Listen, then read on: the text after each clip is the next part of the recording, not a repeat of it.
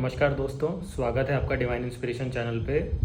आज इस वीडियो में हम लोग बात करेंगे कि फिफ्थ हाउस जो हमारी कुंडली का होता है, इसका जो भी प्लैनेट है वो फर्स्ट से लेकर 12 हाउसेस में किस तरह से अपना एक आउटपुट देता है और क्या क्या अगर हम दोनों को क्लब करके सिग्निफिकेंस बनाते हैं। तो आज इस बारे में हम लोग इस वीडियो में डिस्कस करेंगे। सबसे पहले वीडियो को शुरुआत करने से पहले हम लोग ये जानें कि फिफ्थ हाउस के जो मेन सिग्निफिकेंस बताए गए हैं वैदिक एस्ट्रोलॉजी में, आज हम सबसे पहले उस पर बात करेंगे। सबसे पहले जो बोला गया है वो है हमारी विद्या, हमारी जो हायर स्टडीज़ होती हैं वो इससे देखी जाती है। हमारी संतान कैसी होगी वो इससे देखा जाता है। संतान के होने के बाद क्या हमारे को मतलब उससे सुख मिलेगा दुख मिलेगा वो यहाँ से देखा जाता है। और इसका डिस्पोजिटर जिस भी घर में बैठा है उसके रिलेशन में देखा जाता है। और हमारी बुद्धि कितनी तीव्र होगी ये डिपेंड करेगा कि इसमें सौम्य ग्रह बैठा है या मेलेफिक कोई ग्रह बैठा है। जैसे आप लोगों ने सुना हो ना कि बुद्धि को जैसे हम लोग बोलते हैं कि मत्ती, हमारा दिमाग, हमारा इंटेलिजेंस, अपन लोग बोलते हैं कि इसकी मत्ती मारी गई है। कई बार ऐसी कहावत आप लोगों ने सुनी होगी। दैट मीन्स कि कुछ ना कुछ ये ऐसे डीड्स इंसान कर देता है अगर कोई मेलेफिक यहाँ पे हो कि जाने अनजाने में या बुद्धि भ्रष्ट हो जाए उसकी।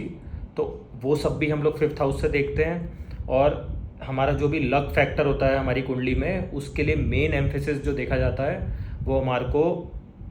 फिफ्थ हाउस से देखना होता है।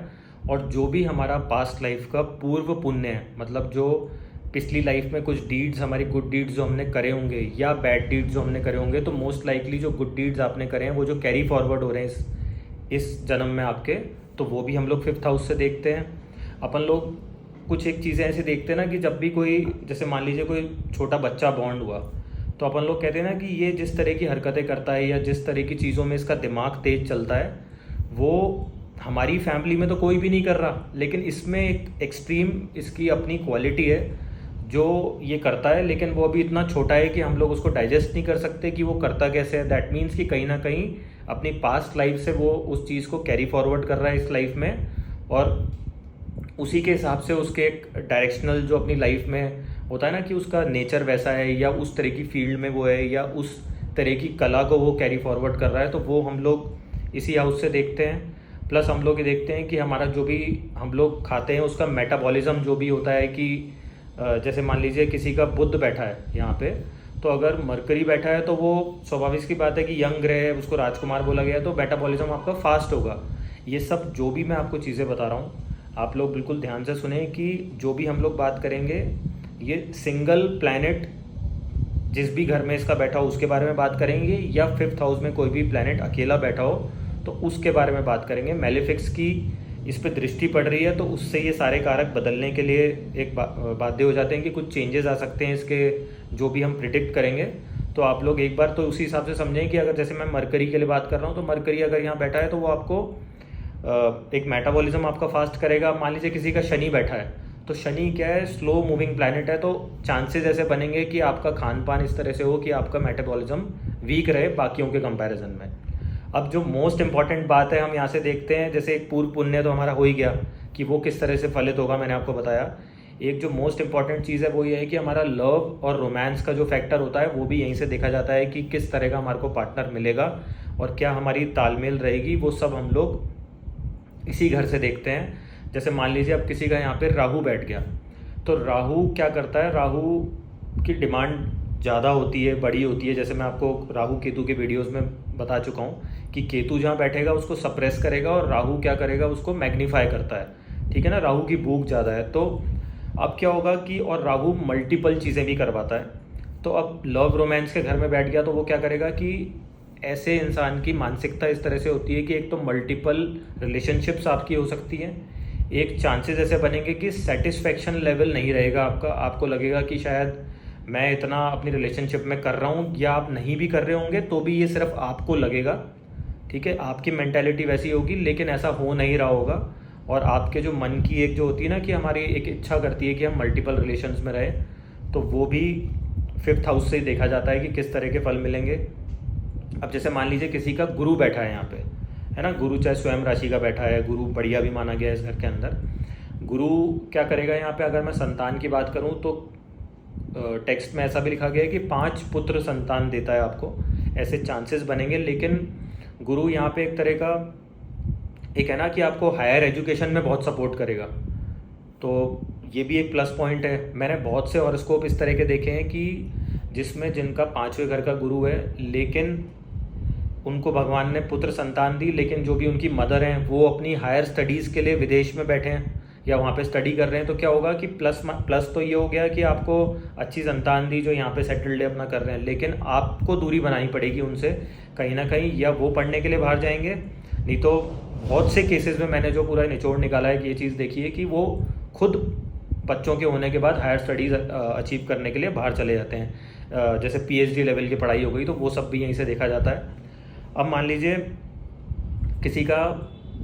अपन मेन टॉपिक पे आए जो अपना था कि ये तो मैंने आपको कुछ बेसिक्स बता दिए 5th हाउस से रिलेटेड, कि अगर 5th हाउस का जो मालिक है आपका 1st हाउस में बैठा है, तो देखिए 1st हाउस से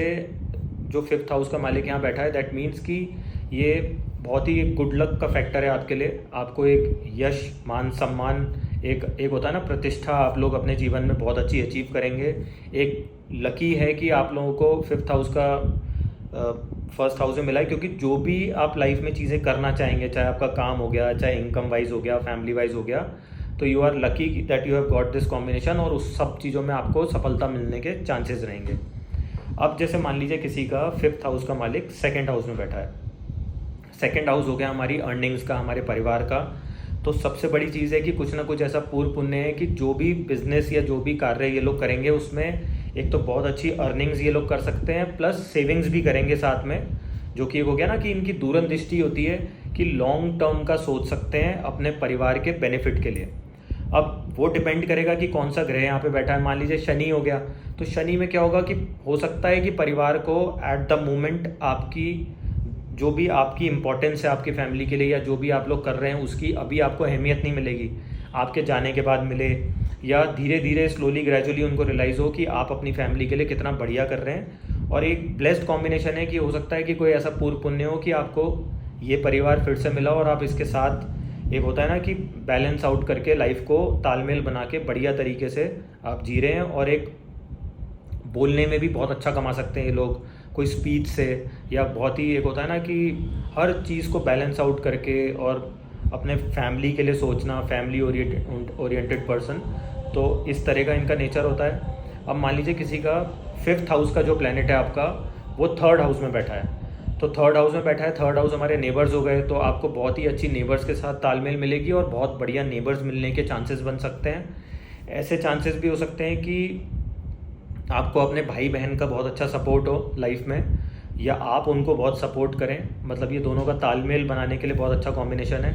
एक कोई ना कोई आप एक अपनी पास्ट लाइफ से बढ़िया स्किल सेट लेके आए होंगे जिसके कारण आप अपनी अर्निंग भी कर सकते हैं, और दिमाग से बहुत शार्प माइंडेड होंगे आप। और एक सबकॉन्शियस माइंड की अगर मैं बात करूं 3rd हाउस से रिलेटेड, तो उसमें भी आपकी बहुत तीव्र बुद्धि होगी और एक क्लैरिटी ऑफ थॉट प्रोसेस होता है, वो इस तरह के कॉम्बिनेशन में मिलता है। बशर्ते कि यहाँ पे मून बैठा हो, मून आपका एफ्लिक्टेड हो, तो आप फिर नेगेटिव थिंकिंग या ओवर थिंकिंग या आइसोलेशन के साथ में जो एक होता है ना कि ओवर बर्डन होना चीज़ों को कारण अपने थॉट प्रोसेस से, तो वो एक आपके अंदर हो सकता है। अब मान लीजिए किसी का 5th हाउस का जो लॉर्ड है 4th हाउस में बैठा है, तो 4th हाउस हो गया हमारा सुख स्थान, हमारा माता, मकान, भूमि, वाहन, सुख, ये सब हम 4th हाउस से देखते हैं। दैट मीन्स कि कहीं ना कहीं सुख शांति मेंटेन करने के लिए आप लोग पुरजोर मेहनत लगाएंगे कि आपके परिवार में, आपके घर में शांति रहे, और ऐसा इन रिटर्न इनको मिलता भी बहुत है कि एक शांति वाला परिवार हो, बहुत ही एक होता है ना कि सुकून से जीवन व्यतीत कर रहे हो, तो ऐसे चांसेस बनेंगे। इनको अपनी मदर की एक होता है ना मदर की बैकिंग बहुत मिलती है लाइफ में, तो वो एक बहुत मेजर लक फैक्टर होता है। और प्रॉपर्टी हो गई, वाहन सुख हो गया, या इनको भरपूर मिलता है अपनी लाइफ में। तो इस जो भी ये मतलब एक तरह से कलयुग की जो मेन रिक्वायरमेंट है ना आपकी, एक हाउस हो गया, अच्छा हर किसी को चाहिए कि आदमी सुकून से सो सके अपने घर में, तो वो ये ब्लेस्ड होते हैं कि इनको मिलता है। और एक होता है ना कि लक फैक्टर इनके लिए सपोर्ट कर रहा होता है, चाहे वो कार्स खरीदने में हो, चाहे प्रॉपर्टी, चाहे लैंड बैंक, तो उसमें इनको एक सपोर्ट मिलता है। दूसरों से ज़्यादा मिलने के चांसेस रहेंगे अगर 100 में ग्रह बैठा है तो। अब मान लीजिए किसी का 5th हाउस का प्लैनेट 5th हाउस में बैठा है, तो ये तो बहुत ही बढ़िया एक कॉम्बिनेशन है। अगेन मैं कहूँगा, क्योंकि क्या होता है कि जो भी आपके अर्निंग के हाउसेज हो गए, वर्किंग के हो गए, या 5th हाउस आपकी बुद्धि का हो गया, हायर स्टडीज़ का, अगर 5th हाउस क्योंकि क्या है पूर्व पुण्य है, तो अगर आपका लक फैक्टर इतना स्ट्रांग है कि आपको वो ग्रह वहीं मिल गया, तो जो भी आप अपनी लाइफ में चीज़ें अचीव करना चाहते हैं, चाहे हायर स्टडीज़ हो गई, लव रोमांस हो गया, आपका आपका हो सकता है कि कोई ऐसा पार्टनर मिले जिसका आपका कोई पुरानी आपकी मतलब पास्ट लाइफ से भी कनेक्शन हो, तो मैं कहूँगा बहुत ही ब्लेस्ड कॉम्बिनेशन है। और संतान के होने के बाद आपके भाग्य उदय होने का, या एक होता है ना संतान बहुत ही आपका नाम रोशन करे, इस तरह के चांसेस बन सकते हैं। अब मान लीजिए आपका 5th हाउस का जो प्लैनेट है 6th हाउस में बैठा है, तो क्या होता है कि ये एक ही कंडीशन में ख़राब होता है कि यदि आपको दूसरे से कंपैरिजन आ जाए, आप लोग जेलिसी करने लग जाएं, या प्रतिस्पर्धा एक होती है ना कि कंपिटिटिव स्पिरिट इतनी बढ़ जाए हमारी कि वो एक जेलेसी फैक्टर में, क्योंकि 6th हाउस क्या है, हमारे स्पोर्ट्स का हो गया, हमारे कंपिटिटिव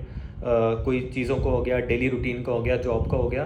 तो कहीं ना कहीं बस एक ही केस में आप इसको खुद की डीड से ही ख़राब कर सकते हैं कि आप कंपिटिटिव स्पिरिट को अपने दिमाग पे बहुत ज़्यादा एक ओवरबर्डन कर लें और दूसरे का भी नुकसान करें और ख़ुद का भी नुकसान कर सकते हैं इससे। तो इस चीज़ से आपको बचना चाहिए। अगर मान लीजिए आपका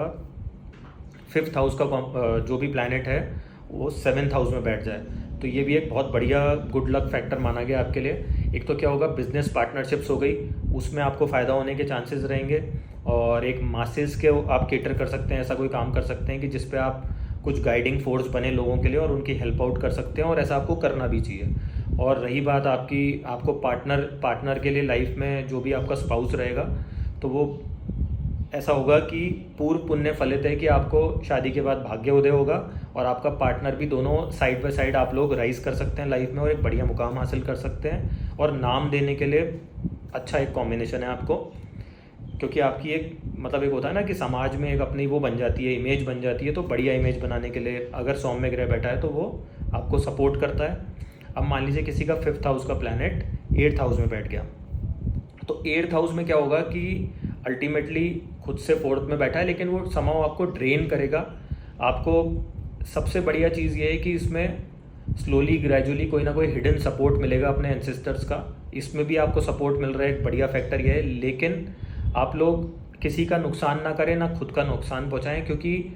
आपको प्रॉपर्टी भी मिलेगी, कुछ ना कुछ एक एंसेस्टर्स का रखा हुआ, कई बार होता है ना कि जिसको वैसे बोलूँ मैं गड़ा धन तो अब किसी को मिलता नहीं, लेकिन कहीं ना कहीं एक होता है कि सपोर्ट मिलता है इन सब चीज़ों में, कि आपको कोई इंश्योरेंस के पेपर मिल गए, कोई विल मिल गई, तो ऐसे चांसेस बनेंगे आपको। और आप लोग कोई रिसर्च वर्क करें, कोई एस्ट्रोलॉजी करें, दिमाग को उन चीज़ों में अगर एक होता है ना कि डेप्थ में खोजने में, रिसर्च करने में, या कुछ नया ढूंढने में आप लगा सकते हैं, या कुछ ऐसी साइंस हो गई जिसमें आप कुछ रिसर्च करें, तो उसमें सपोर्ट आपको बहुत अच्छा मिलेगा अगर 5th हाउस का मालिक आपका 8वें घर में है। अगर आपका 5th हाउस का प्लैनेट जो भी है वो 9th हाउस में है, दैट मीन्स कि बहुत ही बढ़िया एक जो आपका 1st 5 और 9 का जो ट्राइंगल बनता है उसके अंदर ही आ रहा है, तो बहुत सपोर्टिव रहेगा आपका। और एक जो होता है ना कि रिलीजियस चीज़ों में आपका इंक्लिनेशन रहेगा, और जो फैमिली की बिलीफ सिस्टम है उसको आप कैरी फॉरवर्ड करेंगे, और इन सब चीज़ों के लिए आप लोगों की भी मदद कर सकते हैं। और आप लोगों के ऐसे भी चांसेस बनेंगे कि फॉरेन ट्रैवल से बहुत अच्छा फ़ायदा हो, लंबी दूरी की यात्रा मेंटली भी आप लोग कर सकते हैं अपनी लाइफ में, कि आप मेंटली ग्रो करें, एक छोटी सोच ना रखें, और एक होता है ना कि ब्रॉडर विजन के साथ आप जीवन को जिएं, तो वो आपको सपोर्ट करेगा यहाँ पे। अब मान लीजिए आपका 5th हाउस का जो भी लॉर्ड है वो 10th हाउस में बैठा है, तो बहुत ही बढ़िया एक क्लियर थिंकिंग प्रोसेस देता है, एक थॉट प्रोसेस जो किसी को भी अपने कार्य क्षेत्र में चाहिए होता है, वो ऐसे कॉम्बिनेशन में देखा गया लोगों को मिलता है, और बहुत ही बढ़िया जीवन व्यतीत करते हैं, क्योंकि इनके सोर्सेज ऑफ इनकम काफ़ी अच्छे हो सकते हैं। और सबसे बढ़िया जो चीज़ है कि आप बुद्धि से क्लियर हैं, आपका एक होता है ना कि ब्रॉडर माइंडसेट है कि मेरे को इस तरह से अपना काम करना है, ये मेरा एक वर्क प्रोसीजर है, तो वो जब क्लैरिटी ऑफ थॉट है आपके पास, तो आप हर चीज़ बढ़िया ही करेंगे लाइफ में। अब इस केस में आपका कार्य क्षेत्र है तो वो बढ़िया ही चलेगा। अब मान लीजिए आप लोग 5th हाउस का लॉर्ड किसी का 11th हाउस में गया है, तो ये भी गेंस के लिए, प्रॉफिट के लिए जो भी आप मेहनत कर रहे हैं उसमें बहुत ज़्यादा एक लक फैक्टर आपको सपोर्ट करता है। लेकिन इसमें बस एक ही चीज़ है कि अगर मान लीजिए वहाँ पे कोई आपका मैलेफिक बैठ गया, तो आपको ये नहीं पता होता कि वेयर टू स्टॉप, मतलब आप अति कर देते हैं कि अपने गेंस के लिए, कि आपको पता ही नहीं है कि बस एक जो होता है ना कि ब्रेक इवन पॉइंट है कि नाउ इट्स इनफ, कि मेरे लिए बहुत है। लेकिन उस चीज़ में क्या होता है, फिर ये लोग हो सकता है कि परिवार से अपने पार्टनर को टाइम ना दें, तो वो एक इसमें खामी है कि सारे प्लसेस होने के बाद अगर हम ये चीज़ अवॉइड करें तो ये बहुत बढ़िया कॉम्बिनेशन है आपके लिए। अब मान लीजिए 5th हाउस का लॉर्ड किसी का 12th हाउस में चला गया, तो दोस्तों 12th हाउस हो गया हमारे